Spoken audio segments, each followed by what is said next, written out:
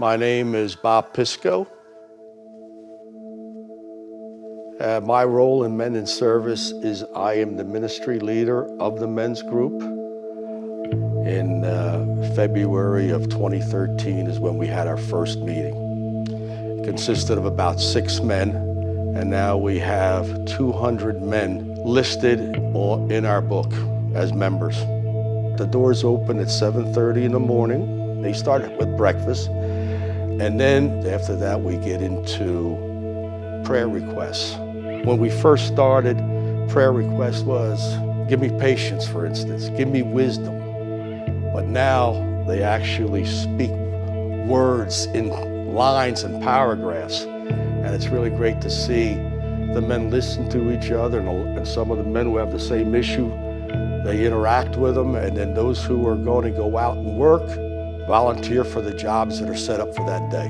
And the jobs could be anything from fixing a drain to moving a whole family from one home to another.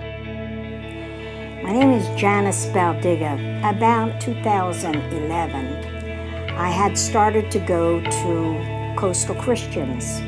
I got to know some of the people there. Well, in 2012, Hurricane Sandy came and took everything, mostly everything that I owned. I didn't know who to turn to. Bob Pisco just took control. And he took care of everything for me. The Men in Service have come to my aid so many times.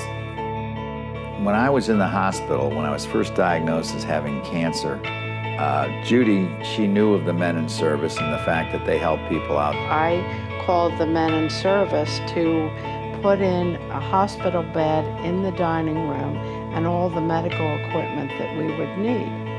But then the Men in Service wanted to keep an eye on us and pray with us. So they would come like every other week, I'd say, averaged out, and we'd all pray together. Bob Pisco and just a few of the men began to meet regularly on Friday mornings around 8 o'clock at Yanni's here in Ocean City.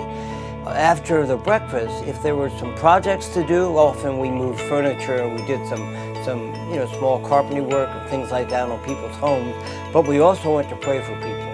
And as Jack's condition began to materialize, that became a regular Friday involvement. We'd finish breakfast, and the first place we would head would be to Jack and Judy's house. It was a great source of encouragement and faith. The men here really love each other. When you walk in any door, you see men hugging, shaking hands, and those 50, 60 guys that participate every other week. It's just an incredible feeling, and you can't wait to get there. One of the unique things is that they become brothers.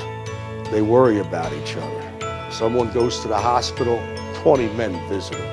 I was diagnosed August 1st. I went to the emergency room. They immediately did a PET scan.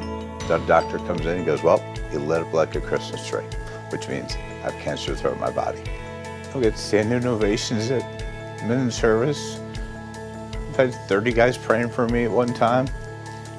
I've never received so many texts, voicemails, well wishes, cards. I know they use the word volunteer, but it's more than a volunteer thing. It's a servanthood that they've embraced. I think we're all here to serve the Lord, and I feel that these men, this is their heart and what they feel they're doing for the Lord in terms of service for Him. And I think it brings glory to the Son because of what they're doing. And to others, it blesses others in the community. Our church's motto is connect with the community. Each and every man who's in Men in Service does that. They all know their leaders. And that's why they do it, I believe.